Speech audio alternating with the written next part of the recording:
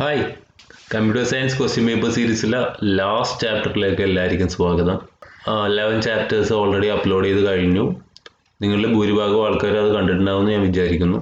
അപ്പോൾ എന്നെ സ്ട്രിക്റ്റ് ആയിട്ട് ഫോളോ ചെയ്യുന്ന ആൾക്കാർക്ക് അറിയാം, നമ്മൾ മാർച്ച് 2015 മുതൽ 2020 വരെയുള്ള ഓൾമോസ്റ്റ് എല്ലാ ക്വസ്റ്റ്യൻ പേപ്പേഴ്സും എടുത്തിട്ട് അതിൻ്റെ ആൻസർ നമ്മൾ ഇതിൽ ഡിസ്കസ് ചെയ്തിട്ടുണ്ട്.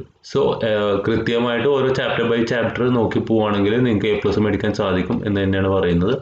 അപ്പോൾ ഞാൻ എല്ലാവർക്കും A+ മേടിക്കാൻ സാധിക്കട്ടെ, എല്ലാവർക്കും എൻ്റെ ബെസ്റ്റ് വിഷസ്. ഓക്കെ, അപ്പോൾ നമുക്ക് ചാപ്റ്റർ 12ലേക്ക് കടക്കാം. ഇൻ്റർനെറ്റ് ആൻഡ് മൊബൈൽ കമ്പ്യൂട്ടിംഗ് ആണ്. ഇത് ഒരു തിയറി ചാപ്റ്റർ തന്നെയാണ്.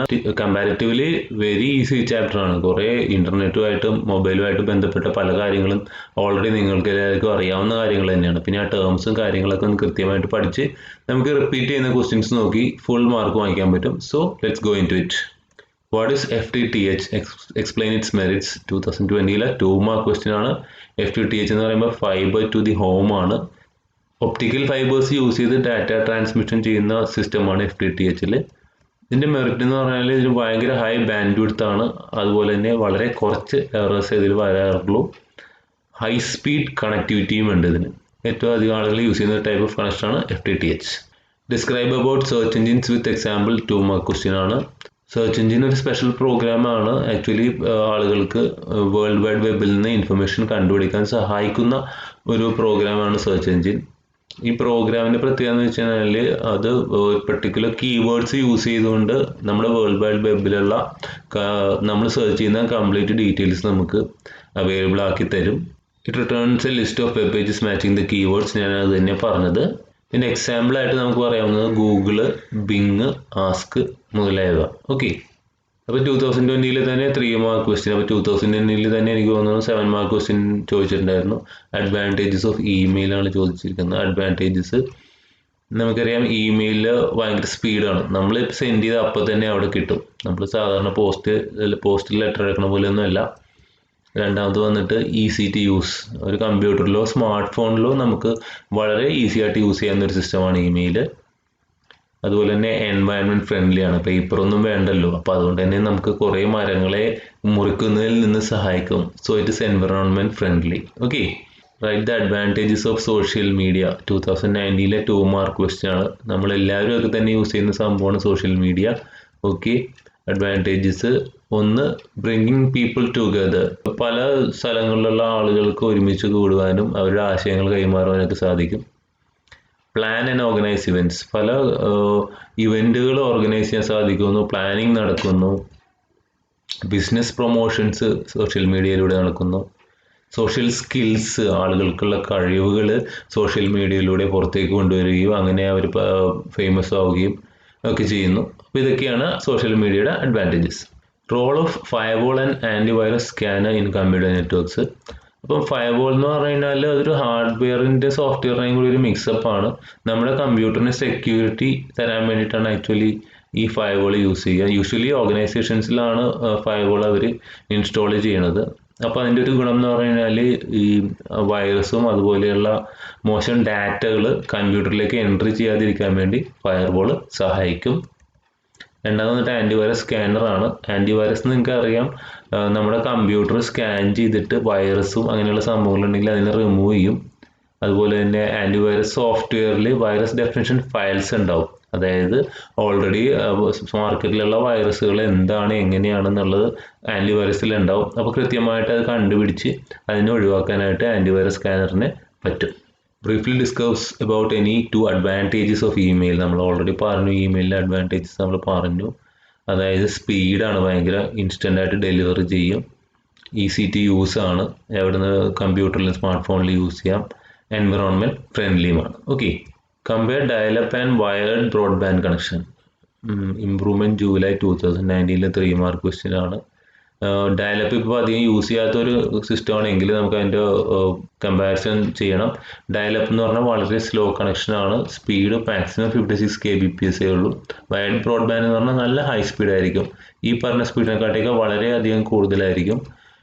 Requires dialing to connect to ISP. ഓരോ പ്രാവശ്യം ഡയൽ ചെയ്തിട്ടേ നമുക്ക് ഇൻ്റർനെറ്റ് സർവീസ് പ്രൊവൈഡറിലേക്ക് കണക്ട് ചെയ്യാൻ പറ്റുള്ളൂ. വയർഡ് ബ്രോഡ്ബാൻഡ് എന്ന് പറഞ്ഞാൽ ഡയലപ്പ് ഒന്നും ചെയ്യേണ്ട, എപ്പോഴും കണക്ഷൻ നമുക്ക് കേബിളിലൂടെ അവൈലബിൾ ആണ്. ഡയലപ്പിന് വേറൊരു പ്രത്യേകത എന്ന് വെച്ചിട്ടുണ്ടെങ്കിൽ ടെലിഫോൺ കണക്ഷൻ യൂസ് ചെയ്തിട്ടാണ് ഡയലപ്പ് ചെയ്യുന്നത്. അതേസമയം വയർഡ് ബ്രോഡ്ബാൻഡിന് അങ്ങനത്തെ പ്രശ്നമില്ല. ടെലിഫോണിലും ഇത് യൂസ് ചെയ്യുമെങ്കിലും ഒരേ സമയം നമുക്ക് ഉപയോഗിക്കാൻ പറ്റും. ഡയലപ്പിൽ ഏതെങ്കിലും ഒരേ സമയത്ത് ഉപയോഗിക്കാൻ പറ്റുള്ളൂ. ഡയലപ്പ് കണക്ഷന് ഡയലപ്പ് മോഡം എന്ന് പറഞ്ഞ മോഡമാണ് യൂസ് ചെയ്യേണ്ടതെങ്കിൽ വയർഡ് ബ്രോഡ്ബാൻഡിന് ബ്രോഡ്ബാൻഡ് മോഡമാണ് യൂസ് ചെയ്യേണ്ടത്. ഈ കമ്പാരിസൺസ് ഇമ്പോർട്ടൻ്റ് ആണ്. വാട്ട് ഈസ് ഫയർ വാൾ? നമ്മൾ ഓൾറെഡി പറഞ്ഞു. കമ്പ്യൂട്ടർ ഹാർഡ്വെയറിൻ്റെയും സോഫ്റ്റ്വെയറിൻ്റെയും ഒരു മിക്സപ്പ് ആണ്. വലിയ കമ്പ്യൂട്ടർ നെറ്റ്വർക്ക്സിൽ സെക്യൂരിറ്റി കൊടുക്കാൻ വേണ്ടി നമ്മൾ യൂസ് ചെയ്യുന്നതാണ്. വലിയ ഓർഗനൈസേഷൻസിലാണ് യൂഷ്വലി ഫയർ വാൾ കൊടുക്കുന്നത്. മാലിഷ്യസ് ഡാറ്റ, അതായത് മോശം വൈറസ് പോലുള്ള ഡാറ്റകൾ നമ്മുടെ കമ്പ്യൂട്ടറിലേക്ക് എൻ്റർ ചെയ്തിരിക്കാൻ വേണ്ടി ഫയർ വാൾ നമ്മളെ സഹായിക്കും. What is phishing? 2018 2 mark question ആണ്. ഫിഷിംഗിൽ സാധാരണ നടക്കുന്നത് എന്താണെന്ന് വെച്ച് കഴിഞ്ഞാൽ വേറൊരാളുടെ യൂസർ നെയിമും പാസ്വേഡും ക്രെഡിറ്റ് കാർഡ് ഡീറ്റെയിൽസ് ഇങ്ങനെയുള്ള കാര്യങ്ങളൊക്കെ ഒരു വെബ്സൈറ്റിലേക്ക് അവർ ചോദിക്കും. അതായത് ഇപ്പോൾ ഒരു ബാങ്കിൻ്റെ വെബ്സൈറ്റ് ആണെന്നുള്ള രീതിയിലായിരിക്കും നമ്മളോട് നമ്മുടെ ഡീറ്റെയിൽസ് എൻ്റർ ചെയ്യാൻ പറയുക. ആക്ച്വലി അത് ബാങ്കിൻ്റെ വെബ്സൈറ്റ് ആയിരിക്കില്ല.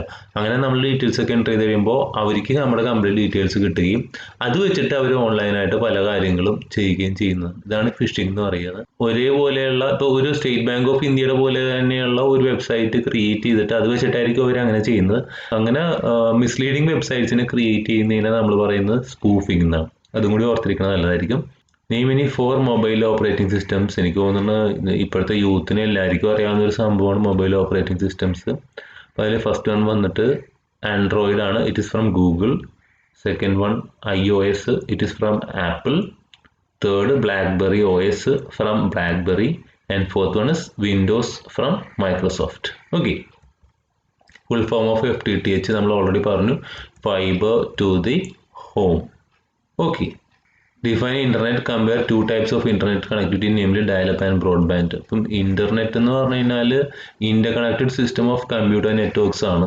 അപ്പം ലോകത്തിലുള്ള എല്ലാ ആളുകൾക്കും യൂസ് ചെയ്യാൻ വേണ്ടിയിട്ട് കമ്പ്യൂട്ടർ നെറ്റ്വർക്ക്സിനെ ഇന്റർകണക്ട് ചെയ്ത് നമ്മൾ യൂസ് ചെയ്യുന്ന ഒരു സിസ്റ്റമാണ് ഇന്റർനെറ്റ്. പിന്നെ നമ്മൾ ഈ ഒരു കമ്പാരിസൺ നമ്മൾ ഓൾറെഡി കണ്ടു. ഡയലപ്പും ബ്രോഡ്ബാൻഡും തമ്മിലുള്ള ഡയലപ്പ് നമ്മൾ ഓൾറെഡി കണ്ടതാണ്. ജസ്റ്റ് ഒന്ന് നോക്കുക. Okay. Which technology is used for locating geographic positions according to satellite-based navigation system? സാറ്റലൈറ്റിൻ്റെ ഒരു നാവിഗേഷൻ സിസ്റ്റം ഉണ്ട്. അത് വെച്ച് നമുക്ക് കറക്റ്റായിട്ട് പൊസിഷൻ ലൊക്കേറ്റ് ചെയ്യാൻ പറ്റും. നമ്മുടെ എല്ലാവരുടെയും ഫോണിലും കാറിലും ഒക്കെ ഉള്ള ഒരു സംഭവമാണ്. ആൻഡ് ഇറ്റ് ഈസ് GPS അഥവാ global positioning system. Explain DOS attack on servers. DOS എന്ന് പറഞ്ഞാൽ ഡിനയൽ ഓഫ് സർവീസ് എന്നാണ് ഉദ്ദേശിക്കുക.